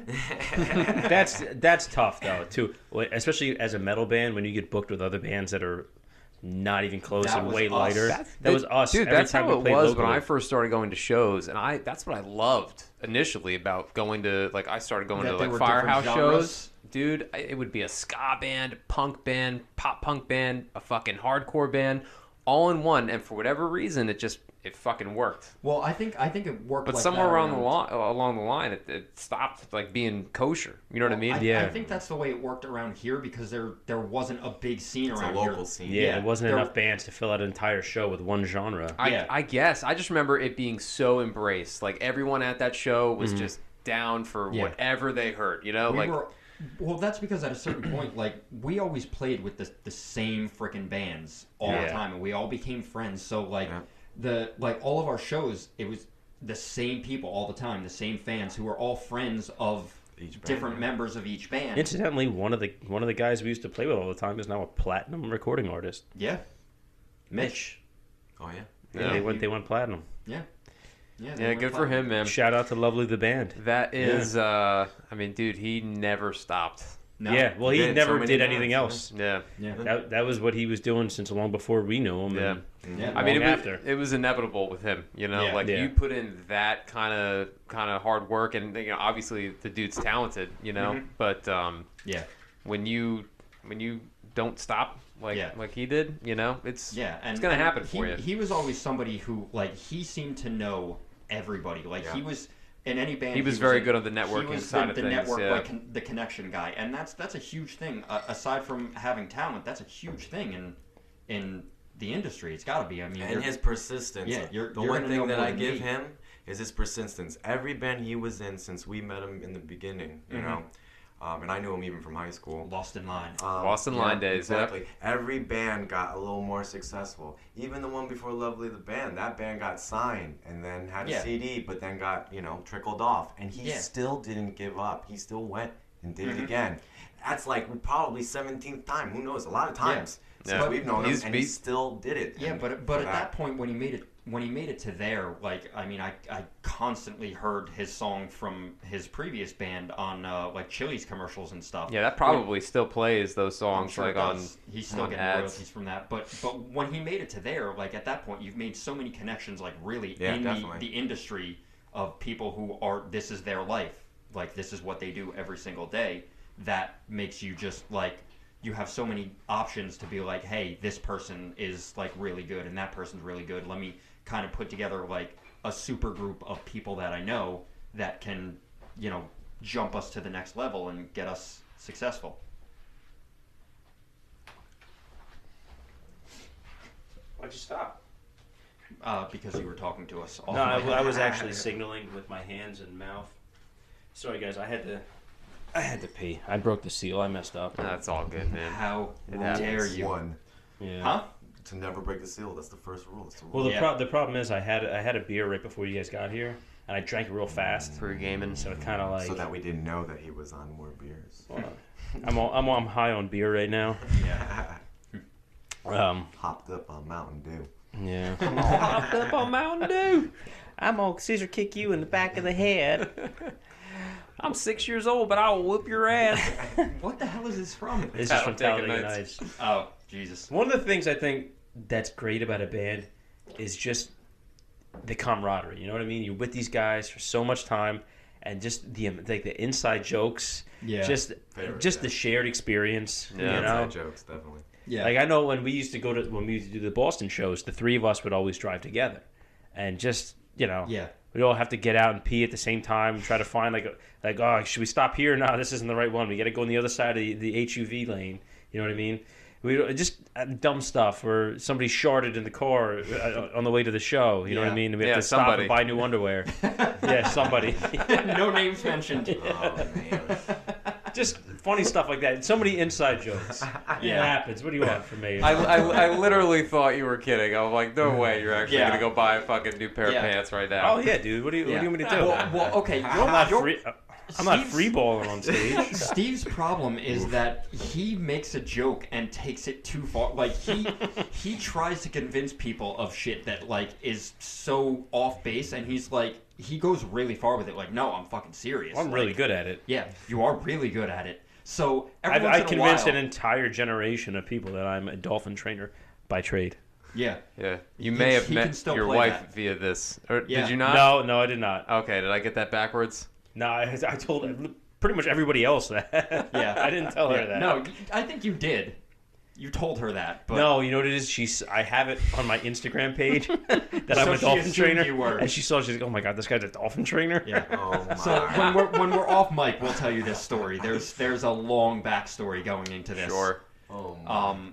But you end up with a lot of inside jokes like that. I can't think of any. Nobody's gonna know who you are. What? Oh yeah. Yeah, that so was we played a show on Halloween in Hoboken. Jabberwockies. Oh God, dude, that was still, so funny. You still owe him $10, by the way. So we played a show on Halloween, and we're like, all right, we got to dress up for the show. What can we all be? Something where like the five of us can all go, and then we don't have to spend a fortune on costumes. Yeah. So it also had to be that we could play in like it couldn't be some elaborate costume. Had to be sensible. Yeah. Had to be able to move those economical. arms. Yeah. So we came up with the idea we would dress up as the Jabberwockies. The dance crew? Yeah. So Brian was like, who the fuck is that?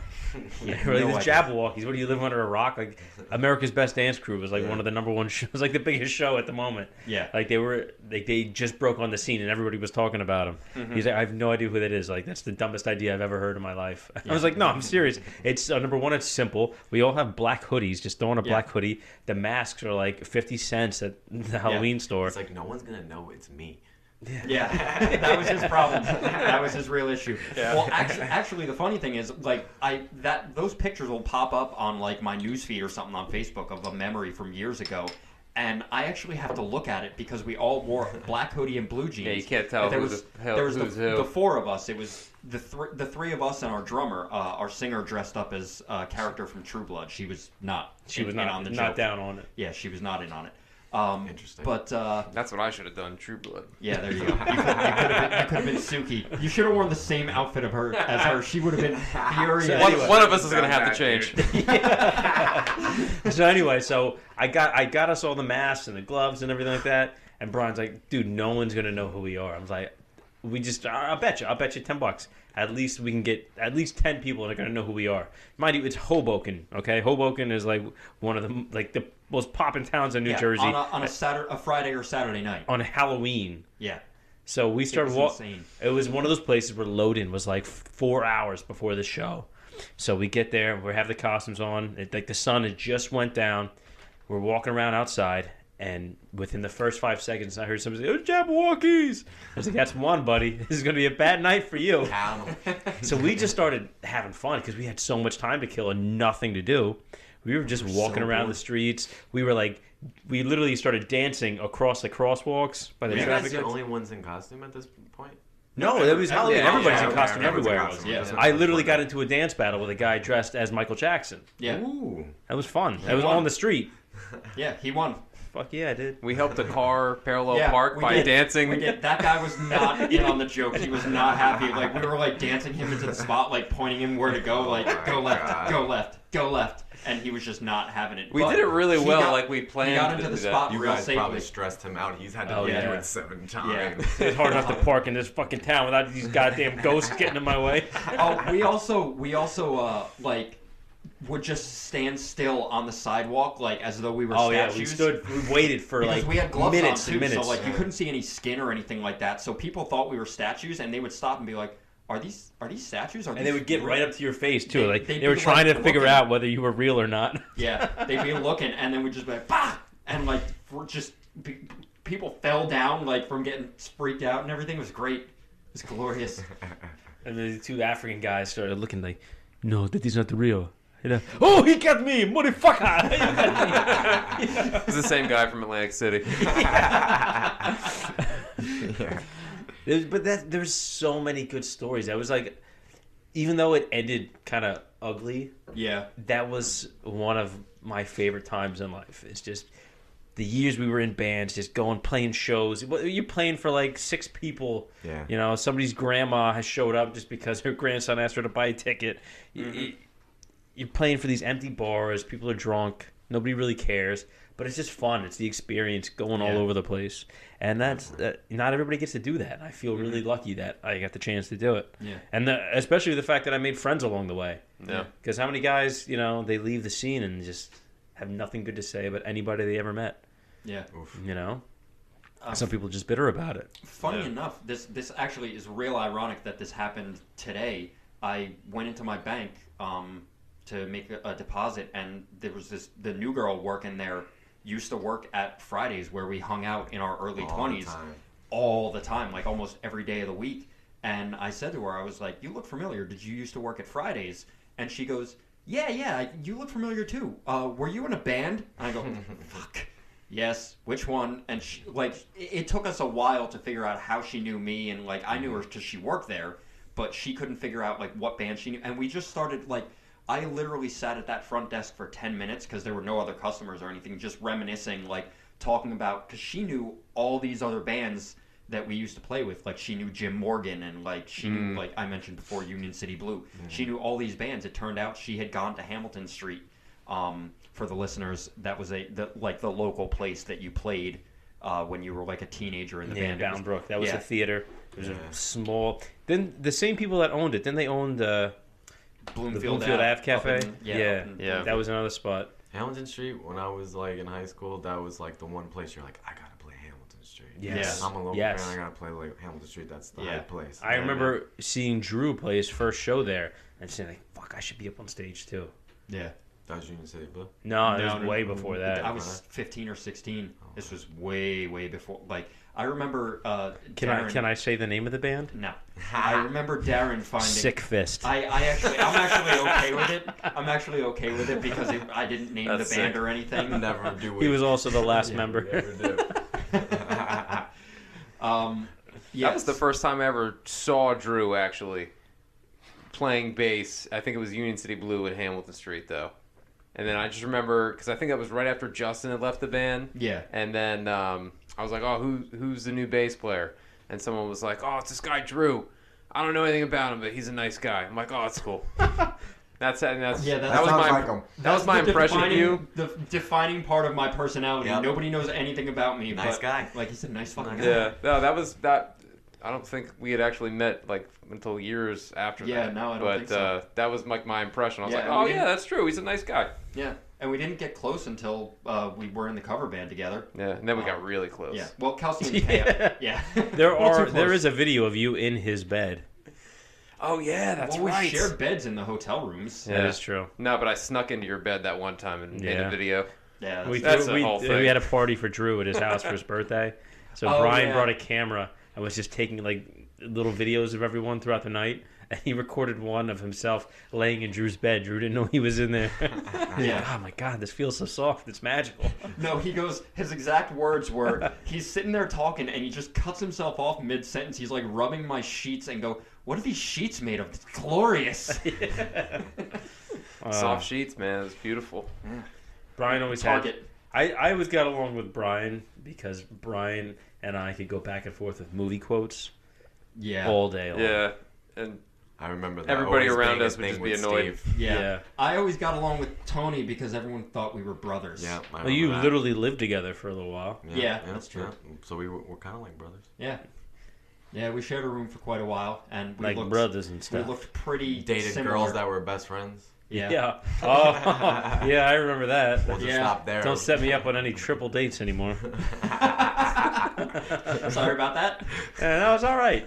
I've never She seen... was a nice... I mean, she was very nice. Yeah, I've never seen anybody push a truck out of the mud that was stuck so easily in my... Like, he wanted to get out of here so bad. We went on, like, a hike with our girlfriends and one of their friends that like they brought along to meet Steve, and this is all we're coming not back to me. we're not gonna get into any detail or Sounds like anything, it went well. but he was mortified. He did not have a good time, and they did not click, to say the least.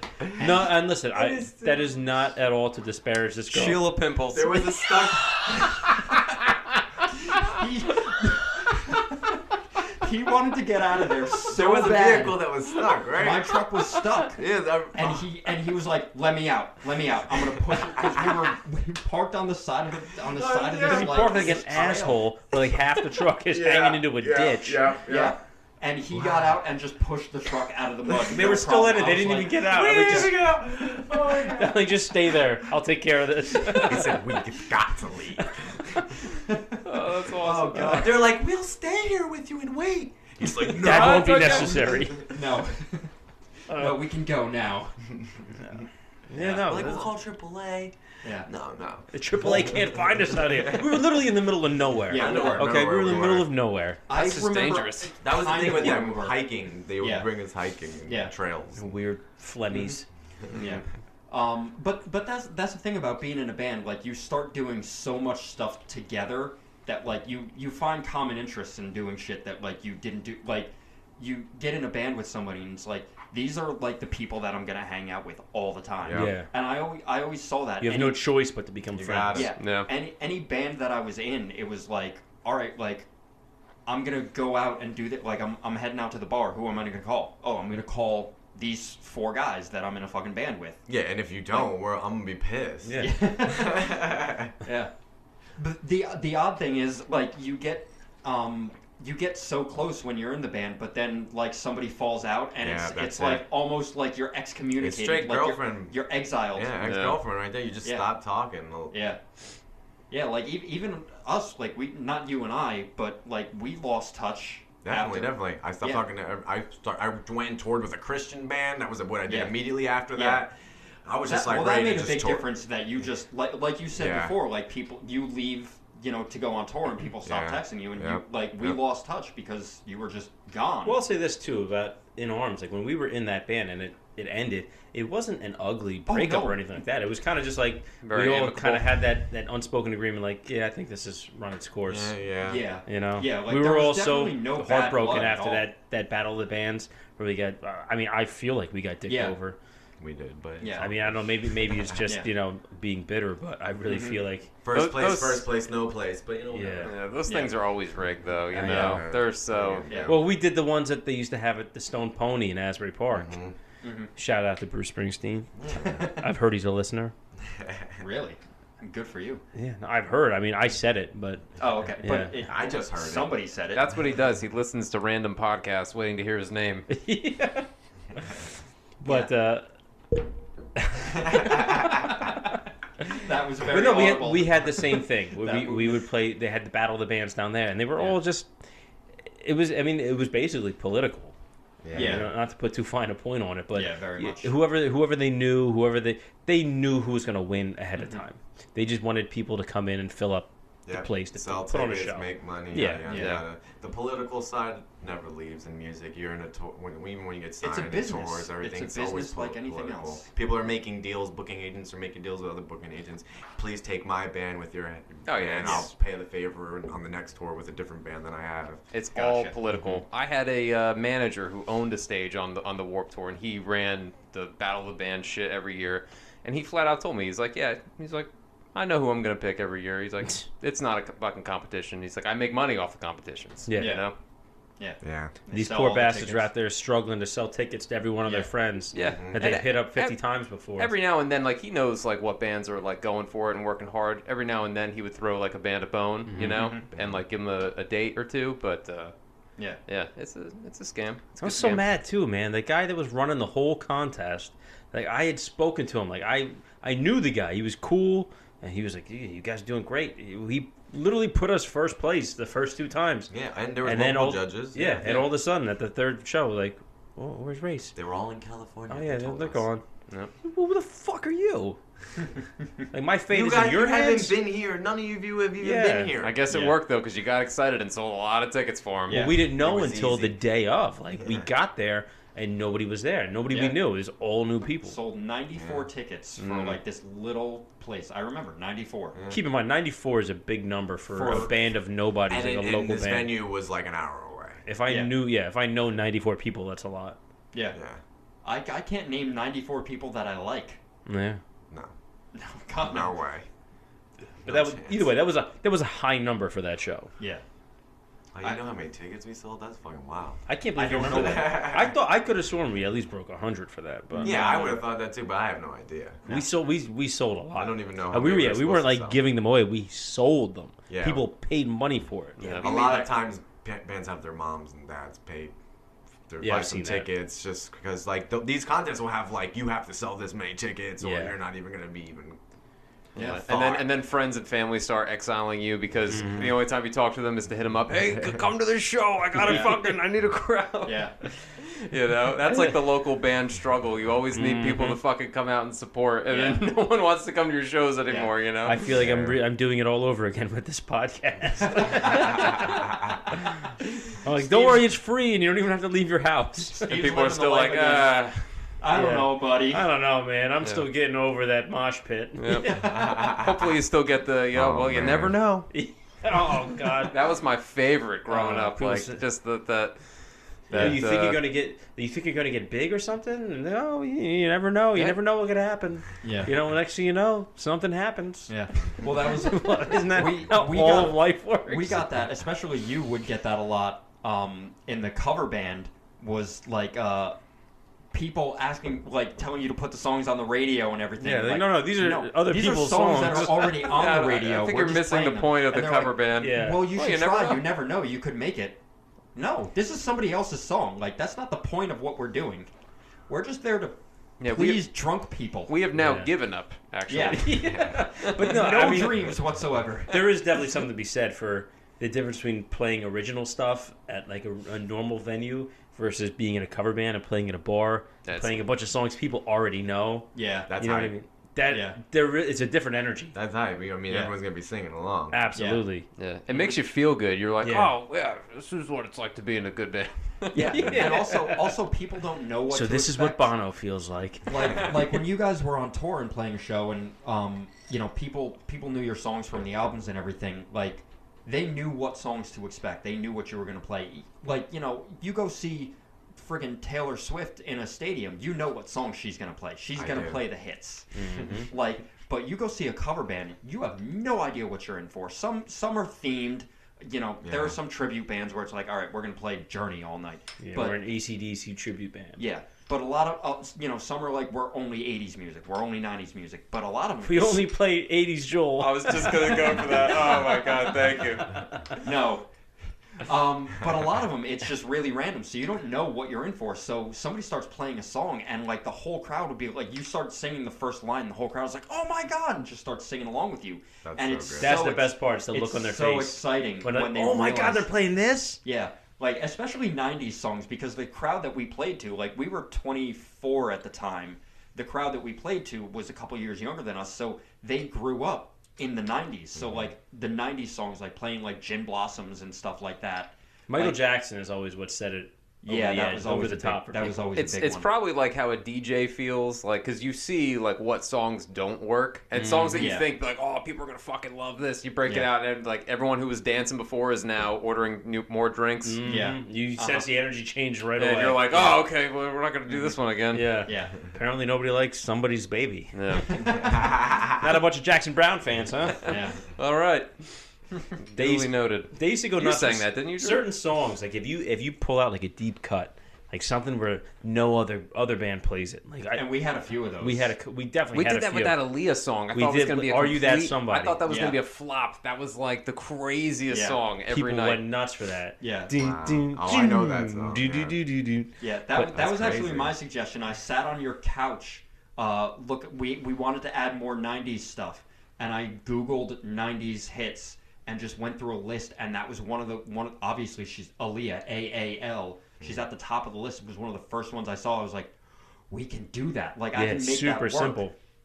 Like, we didn't have backing tracks and stuff, so like I had to, a lot of the songs that we did that were electronic, R&B, pop, stuff like that, I had to redo the arrangement. So I would like re-record the songs with, you know, guitars and bass and stuff, so that we had a template to go off of. Everybody could learn their parts easily enough. So I would basically record like rock versions of all these songs and then send it to the rest of the band, and they would learn it.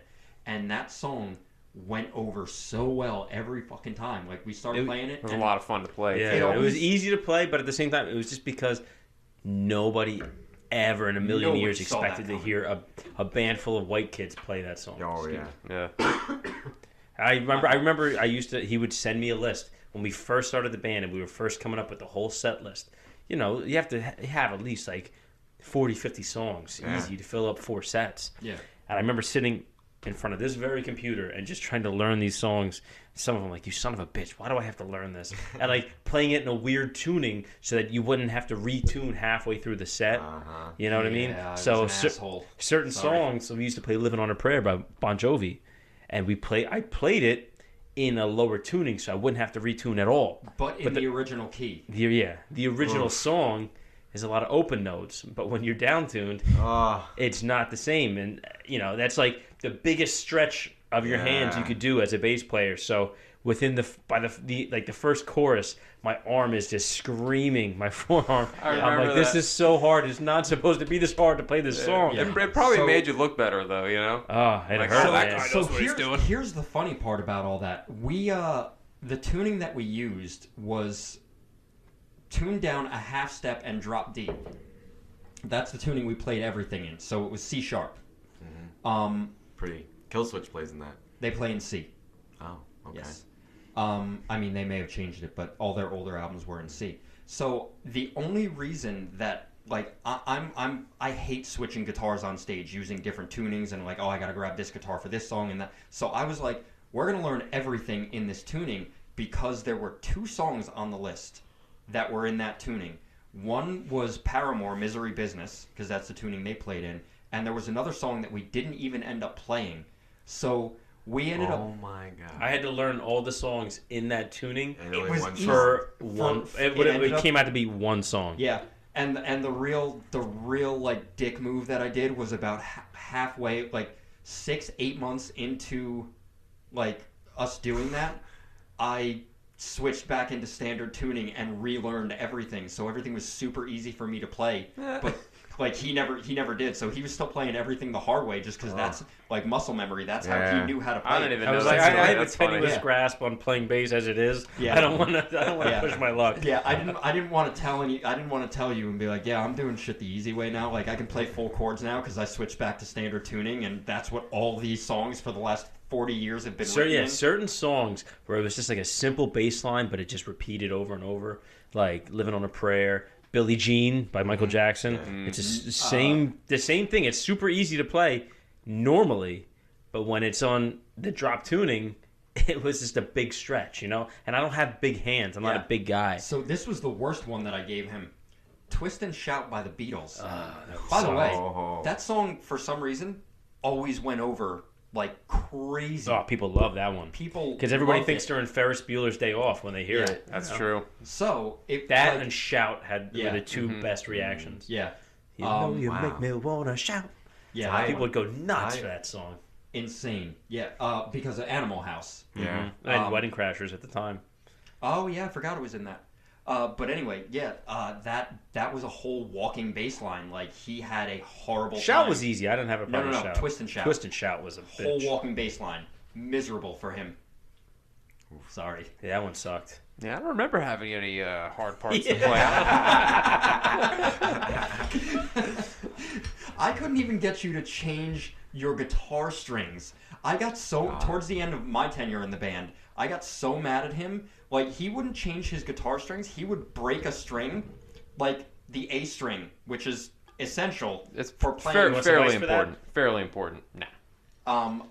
Fairly important when all you're doing is playing power chords. He broke his A string and was just like, the next show he was like, nah, I don't need to change it. I'll just work around it. I don't need it. I don't need that one. I'm like, dude, are you fucking kidding me? Like, and then at a certain point, you stopped using your guitar for whatever reason. Something was broken on it, and you started using my PRS Oh, yeah, I guitar that remember. was like my backup guitar. And like 2 months into him using this, I pulled it out of the case. I was like, dude, I know you broke a string, like, you gotta change it. And he was like, I'm not changing that. I was like, fine, I'll do it for you.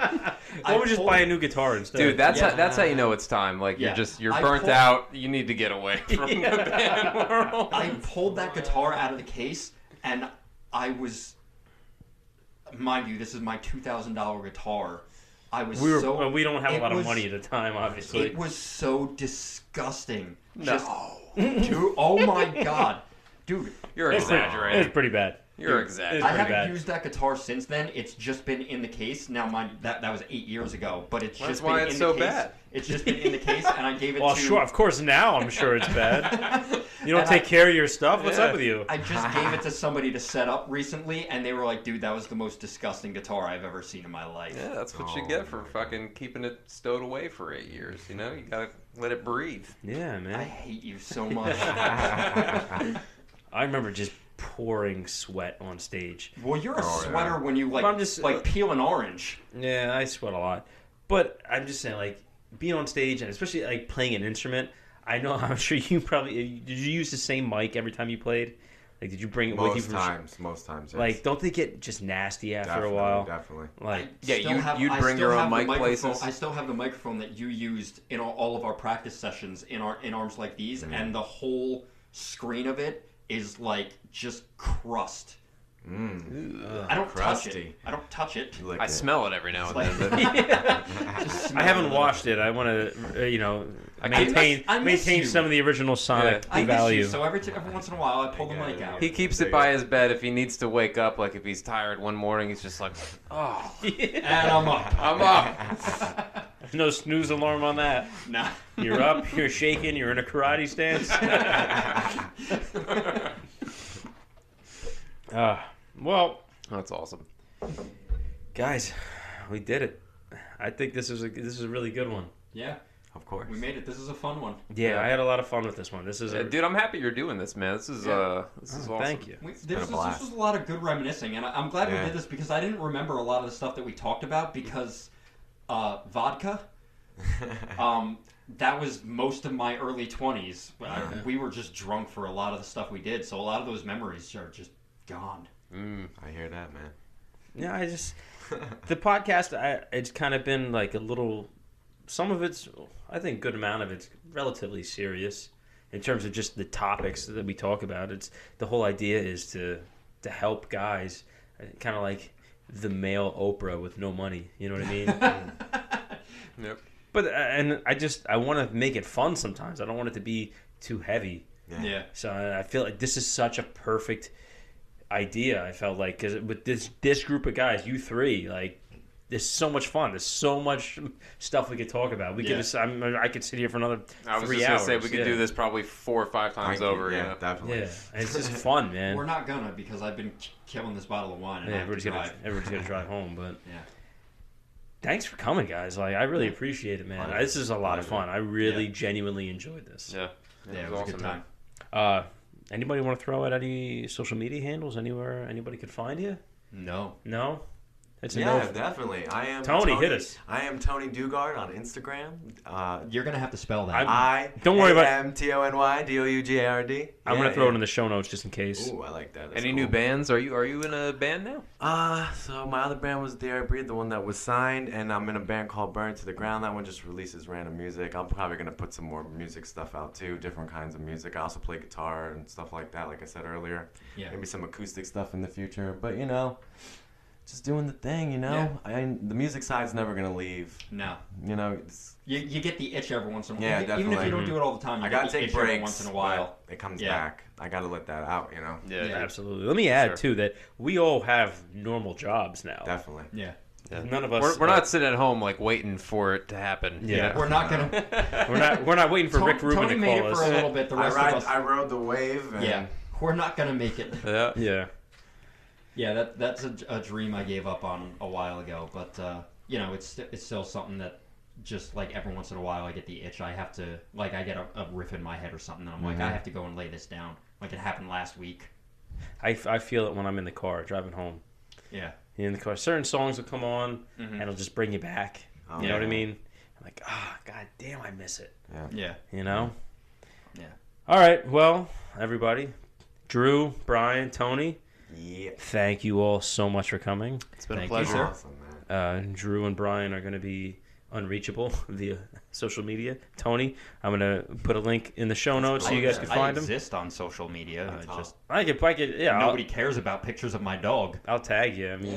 I care about your dog. dog. She's adorable, but I love your dog. yes. All right, guys. Well, shout outs to the dogs listening right now. Yeah. I got my Hercules back at home. dog, let me tell you something. All right.